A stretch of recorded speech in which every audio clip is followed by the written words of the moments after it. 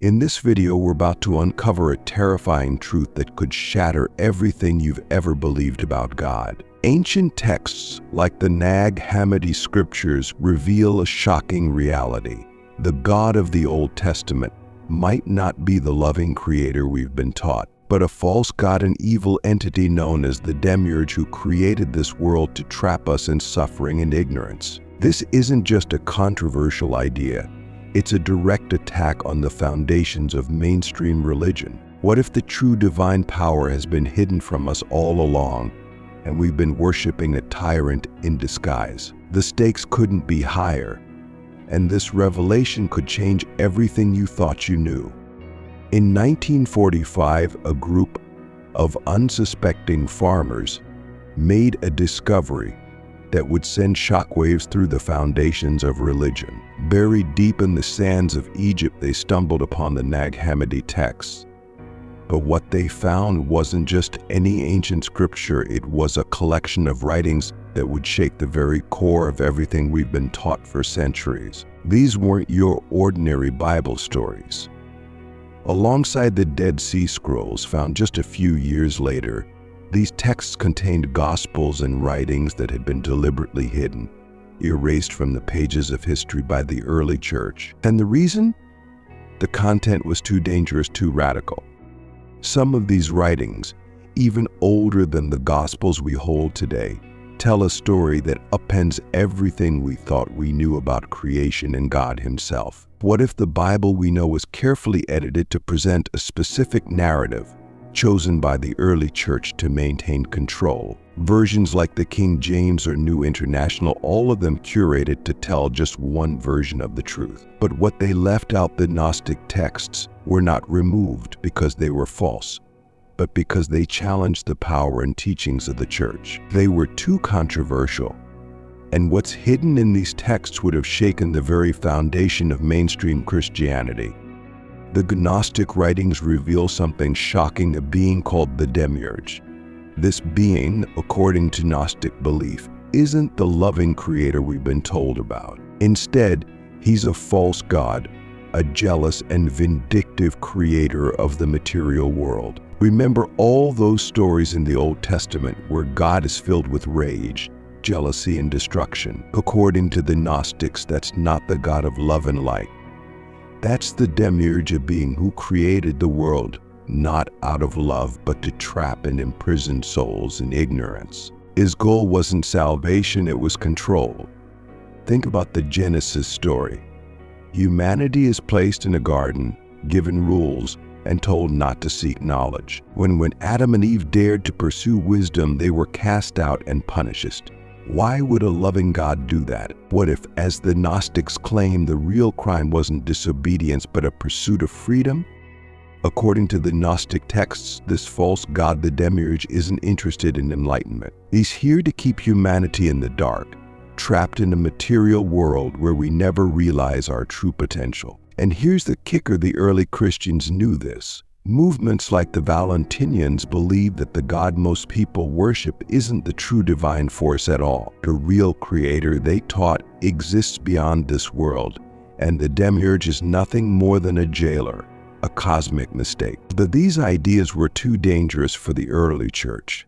When Christianity became the official religion of the Roman Empire, the church needed a version of faith that would uphold power structures, not one that would tear them down. So the Gnostics were branded as heretics, their teachings were destroyed, and the truth was buried for nearly 2,000 years. But now, thanks to the discovery of these ancient texts, the other side of the story is finally coming to light. So here's the question we have to ask ourselves: if the Bible was carefully curated, what does that say about the God most people worship? Could it be that the loving, merciful creator in the New Testament and the wrathful, vengeful God of the Old Testament are not the same being? The Nag Hammadi text suggests something terrifying. They claim that the world, filled with suffering, injustice, and evil, wasn't created by a God of love, but by a twisted, lesser being who only thinks had God. And for those who followed these Gnostic teachings, the mission wasn't to obey blindly, It was to break free from the Demiurge's prison. This is where the story of Rael begins. The Nag Hammadi texts, the Dead Sea Scrolls, and countless other ancient scriptures all point to one shocking, uncomfortable truth: the God of the Old Testament may not be the true creator. In fact, according to the Gnostics, he might just be the devil in disguise. They believe that the real God, the true divine force, exists beyond this universe and the God worshipped by most of the world. He's the Demiurge, a false god, an arrogant, blind creator who believes he's the supreme being. But in reality, he's far from it. The Demiurge crafted the material world not out of love or grace, but to imprison souls. He created a world filled with suffering, where humanity would remain trapped, unaware of their divine potential. This world, it's a trap, and you and I, we're stuck in it. The material world is full of suffering, corruption, and pain. And if you look closely, it almost feels like it was designed that way. Now, according to Gnosticism, this isn't by accident. The Demiurge wanted to keep us in ignorance, enslaved by the physical world, constantly distracted by the chaos of everyday life, unable to realize our true potential. The world was built to deceive us, to make us think that this is all there is. And the Demiurge is sitting at the top of this false reality, enjoying his illusion of power. And here's the wild part: the Gnostics didn't just see the Demiurge as a problem. They believed that we have something inside of us that the Demiurge fears, a spark of the true divine. Buried deep within us is this fragment of higher consciousness, a piece of the divine realm that the Demiurge can't touch. That's why he wants to keep us ignorant, why the whole system of this world is designed to distract and control. He knows that if we wake up to the truth, his grip over us weakens. Now, why would anyone worship a being like this? Because the Demiurge is a master manipulator. He's not just a creator, he's a tyrant. He wants worship, obedience, and fear. He keeps people in line by presenting himself as the ultimate authority, demanding blind faith and submission. And for the most part, it's worked. Most of the world's religious systems, especially the traditional teachings of the Old Testament, reinforce this idea that we're supposed to fear God, submit to his will, and never question his authority. The Gnostics didn't see the Demiurge as the only power in the universe. Far from it. Above the Demiurge is the true source of all creation, often referred to as the One or the True God. This being is pure consciousness, pure light, completely removed from the chaos and corruption of the material world. But the Demiurge, he's completely ignorant of this higher reality. He thinks he's the only God because he's blind to anything greater than himself. He's literally trapped in his own illusion of power.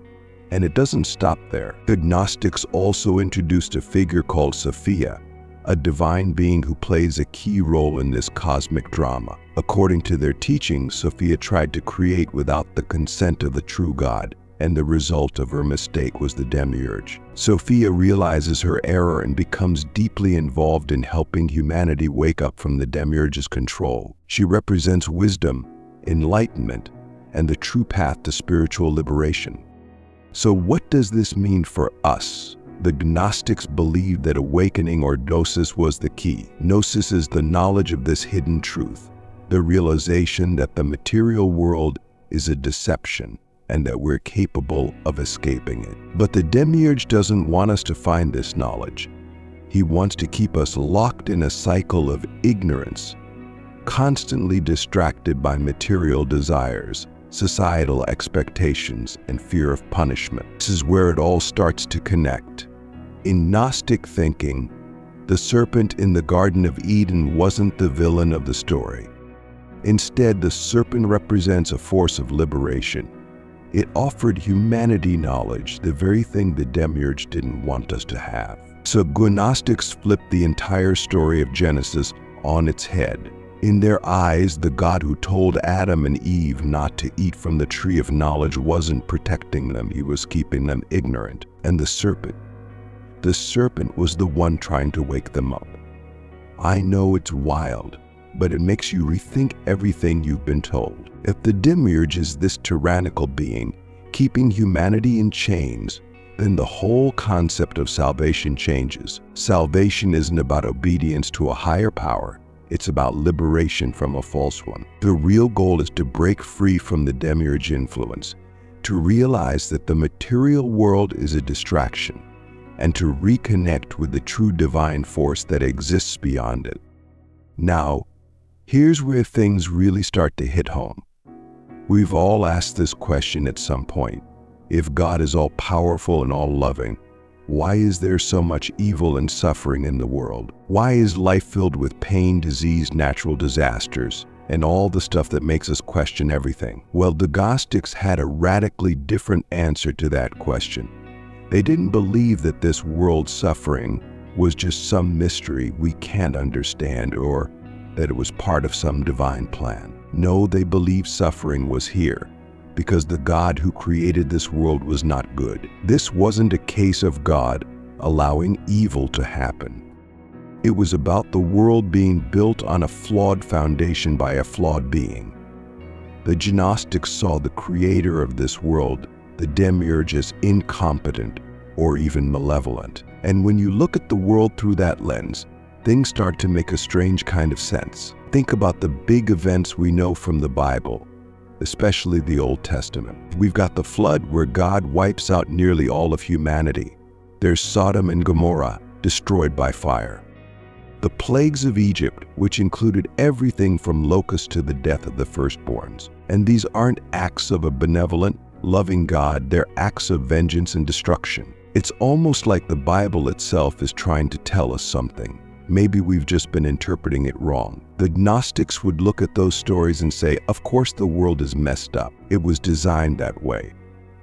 The Demiurge, in their view, wasn't interested in creating a perfect paradise. He created a world of suffering, pain, and control. His goal was to keep humanity trapped in this flawed existence so we'd never reach beyond it to discover the truth. This world isn't a test of our faith, it's a prison. And evil is not some mystery we have to blindly accept. It's baked into the system. Now that flips the whole concept of good and evil on its head, doesn't it? We're taught that evil exists because of human free will, because of temptation, or because we're somehow being tested. But the Gnostics saw it differently. They believed the material world itself was corrupted from the start, not because we failed, but because the being who made it was corrupted. When people ask, why does God allow suffering? The Gnostic answer is pretty simple. Because the God who rules over this world thrives on it. The Demiurge doesn't care about human suffering. In fact, it's part of his system of control. He keeps us down, keeps us fearful, keeps us worshiping him, while the true divine reality, the higher, pure consciousness beyond all of this, remains hidden from us. What's even more unsettling is how this idea of suffering as control plays out in everyday life. Think about it. How many of our major systems are built around control? Governments, religions, even social norms, they all have a way of keeping us in line, telling us what's right, what's wrong, and why we should be afraid if we step out of line. The Gnostics would argue that this is exactly what the Demiurge wants. A world built on fear and suffering makes for obedient followers. And then there's the idea of punishment. The Bible is full of examples where God punishes people for disobedience. But the Gnostics would say that these punishments aren't about justice or morality. They're about keeping people in their place, making sure they don't question the system. The story of Job is a perfect example. Here's a guy who does everything right, follows all the rules, and yet he suffers horribly, losing everything. Why? Because the Demiurge, the god of this world, doesn't care about fairness. He's all about control. Now this is where we hit the deeper philosophical layer. If the creator of this world is flawed, then the suffering we experience isn't some cosmic lesson in morality. It's not about teaching us to be better or more faithful. It's about keeping us distracted, lost in pain, and too broken to see the bigger picture. This turns the entire concept of faith upside down. Instead of accepting suffering as part of God's plan, the Gnostics believed in rejecting the system altogether. They weren't looking for salvation through obedience or punishment. They were looking for liberation. If we're questioning the nature of God in these ancient texts, then we have to talk about one of the most misunderstood figures in all of religious history, Satan. Now, before you jump to conclusions, hear me out. What if Satan isn't the ultimate evil we've been told he is? What if he's actually the hero of the story? I know it sounds wild, but this idea is way older than you think. In the Gnostic tradition, Satan, or more specifically Lucifer, is viewed very differently. You see, Lucifer isn't this evil being trying to corrupt humanity for fun. Instead, he's seen as the one who offers knowledge, enlightenment, and freedom, and in some interpretations that makes him the true liberator of humanity. Let's go back to the Garden of Eden. We all know the story. Adam and Eve are living in paradise, everything is perfect, and they've got just one rule: don't eat from the tree of knowledge of good and evil. Then along comes the serpent, who tempts Eve to eat the fruit. Eve does. Adam follows, and boom, they're banished from Eden. But here's the thing, what was the serpent really offering? Knowledge, awareness, the ability to see the world for what it truly is. Think about it, the serpent didn't trick Eve into something meaningless. He gave her, and by extension, all of us, the chance to wake up, to see beyond the limits of the garden, to understand the difference between good and evil. That's not some villainous move. That's the kind of gift that opens up a whole new level of consciousness. And if the God of the Old Testament didn't want Adam and Eve to have that knowledge, what does that say about him? This is where the Gnostics come in again. They believed that the serpent in the garden wasn't Satan in the way we usually think. Of him. Instead, he was a symbol of rebellion against the Demiurge's control. By offering knowledge, the serpent was giving humanity the key to escape ignorance, the very thing the Demiurge wanted to maintain. In other words, Lucifer wasn't the enemy of humanity. He was our ally, the one who dared to stand up to the false god and offer us the truth. This flips the entire narrative. Lucifer, instead of being the ultimate figure of evil, becomes a symbol of light, literally. The name Lucifer comes from the Latin lux for, which means the light bringer. He's the one who brings enlightenment, the one who challenges authority, and the one who says, you don't have to live in an ignorance. You don't have to accept the world as it is. Now, it's important to recognize just how radical this idea was, and still is. If you're used to thinking of God as the ultimate authority and Satan as the ultimate rebel, this might feel like a complete reversal of everything you've been taught. But that's exactly why the early church worked so hard to suppress these Gnostic ideas. A story where the rebel is the hero and the creator is the villain. That's a dangerous narrative for any institution that's built on obedience and control. But let's take it a step further. In some Gnostic writings, Lucifer isn't just a symbol of rebellion. He represents a deeper truth about the nature of power and freedom. The Demiurge wants submission. He wants followers who don't question, who don't seek knowledge, who obey without understanding. Lucifer, on the other hand, represents the idea that true power comes from questioning authority, from seeking knowledge, and from breaking free of imposed limits. This is a theme that runs through a lot of mythology and literature, not just in Gnostic writings. Look at stories like Prometheus, the titan who stole fire from the gods and gave it to humanity. He's punished for his defiance, just like Lucifer, but he's celebrated as a hero because he dared to challenge the gods and give humanity something valuable.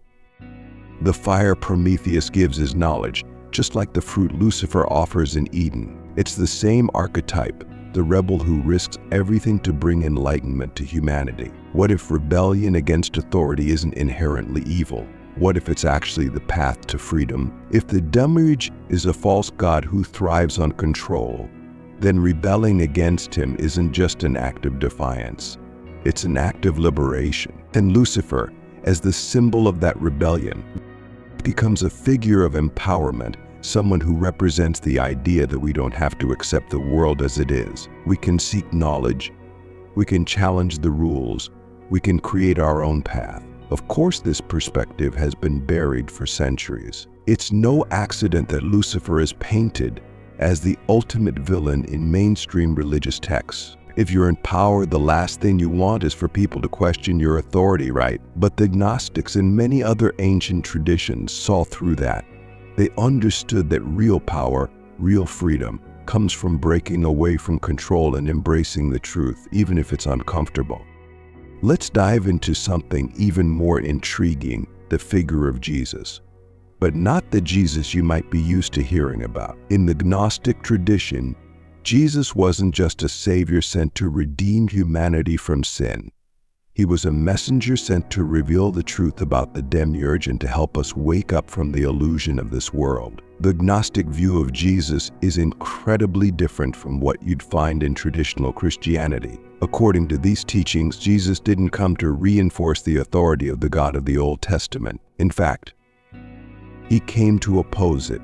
He wasn't here to tell people to blindly follow the laws laid down by the Demiurge. Instead, he was offering something much deeper: salvation through knowledge, or Gnosis. And this knowledge wasn't about sin or moral rules.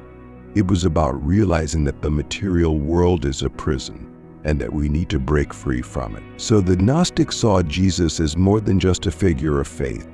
He was a teacher who came to wake people up, to show them that the God most people worship isn't the ultimate source of goodness and light. Jesus was here to say, look beyond the surface.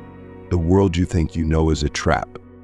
In many Gnostic texts, especially the Gospel of Thomas, Jesus isn't portrayed as someone who's focused on performing miracles or preaching about sin and punishment. Instead, he's depicted as a teacher of hidden wisdom.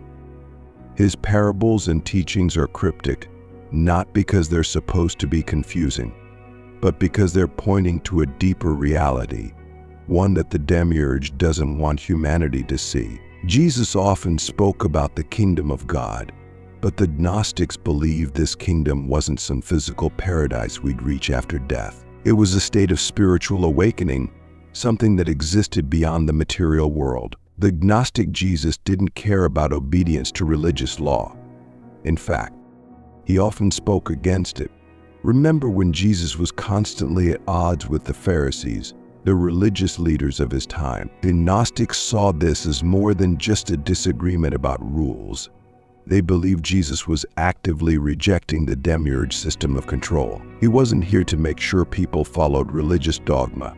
He was here to free them from it. This idea comes through even more clearly in the Gnostic texts that didn't make it into the New Testament. Take the Gospel of Judas, for example. In this text, Judas isn't the betrayer we've all been taught to despise. Instead, he's the disciple who truly understands Jesus' message. According to this version of the story, Judas' so-called betrayal wasn't an act of evil. It was part of a plan to help Jesus escape the prison of the material world. Judas was the only one who really got it, who understood that Jesus' mission wasn't about dying for humanity's sins, but about revealing the truth that would set them free from the Demiurge's control. The Gnostics didn't believe that Jesus' death was about paying for humanity's sins. They saw his crucifixion as a way to demonstrate the ultimate truth that the material world and even death are illusions. Jesus' resurrection wasn't just a miracle to prove his divinity. It was a statement, a way of showing that the Demiurge's greatest weapon, death, had no real power over those who had attained true Gnosis. For the Gnostics, the real message of Jesus was one of awakening.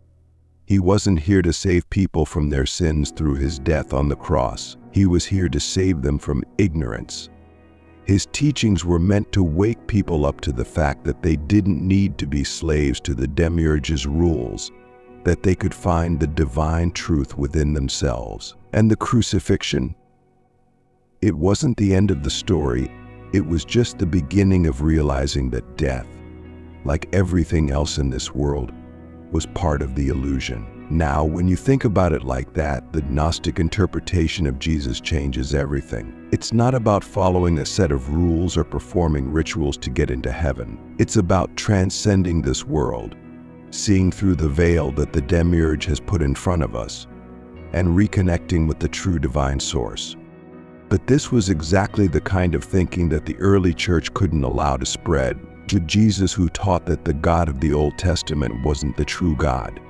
A message that told people to seek enlightenment instead of blind obedience. That's the kind of radical idea that could undermine the entire foundation of institutional religion. And that's why these texts, these alternative gospels, were buried, burned, or labeled as heresy. The Jesus who offered liberation from the Demiurge system wasn't the Jesus the early church wanted people to follow. They needed a figure who reinforced authority, not one who encouraged people to question it.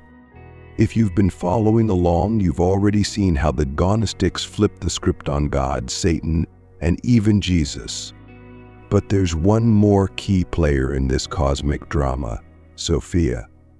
She's not a name you hear too often in mainstream religious discussions, but in Gnostic teachings, she's one of the most important figures, maybe the most important. In Gnostic belief, Sophia is a divine figure, often seen as the embodiment of wisdom itself. She's part of the higher spiritual realm, far beyond the material world. But here's where things take a turn.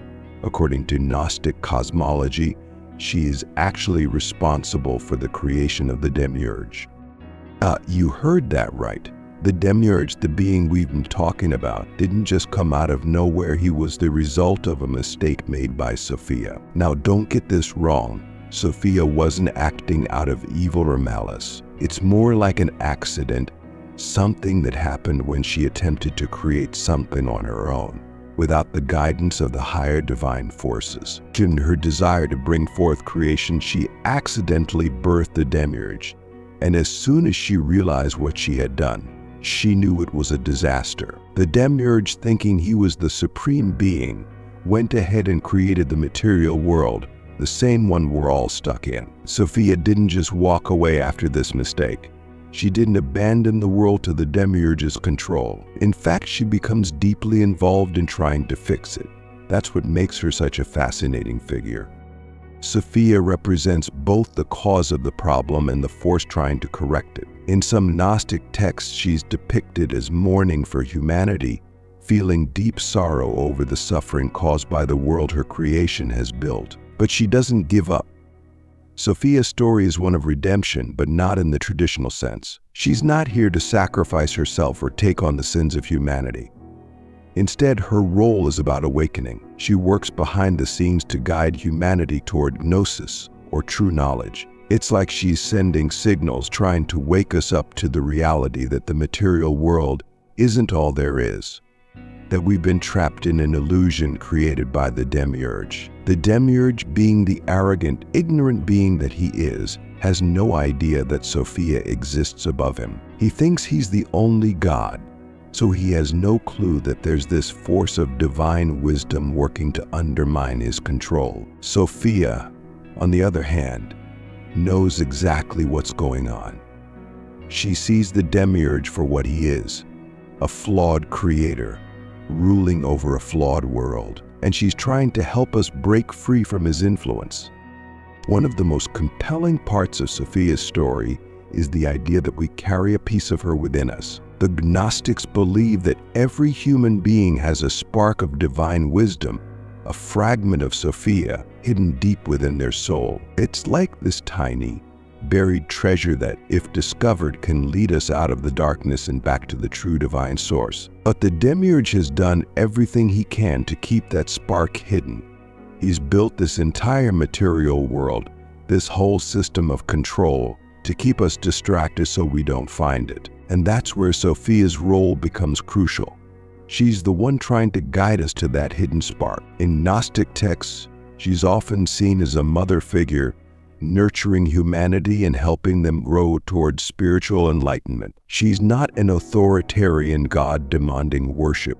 She's a wise, compassionate force trying to help us wake up. What's really fascinating is how this shifts the whole dynamic of salvation. In the Gnostic view, salvation isn't something that happens because we follow rules or perform certain rituals. It's not even about believing in a specific God or figure. It's about discovering the truth for ourselves. It's about recognizing the divine spark within us and realizing that we're more than just material beings trapped in a material world. And that's what Sophia represents. She's the guide to that truth. She's the one whispering to us, urging us to look beyond the surface, to question everything we've been taught, and to seek the higher reality. In a way, she's the opposite of Demiurge. While he represents control, ignorance, and deception, Sophia stands for wisdom, freedom, and awakening. In traditional teachings, we're told that the end of the world will bring God's ultimate judgment, a final reckoning where the good are saved and the evil are condemned. But in the Gnostic view, the end of the world isn't about punishment or reward. It's about freedom, the end of the Demiurge's reign, and the beginning of humanity's true awakening. In the Gnostic texts, the so-called apocalypse isn't a terrifying event where the world is destroyed. Instead, it's the collapse of the Demiurge's false reality. It's when humanity finally sees through the illusion of the material world and reconnects with the true divine source. The apocalypse isn't about God's wrath.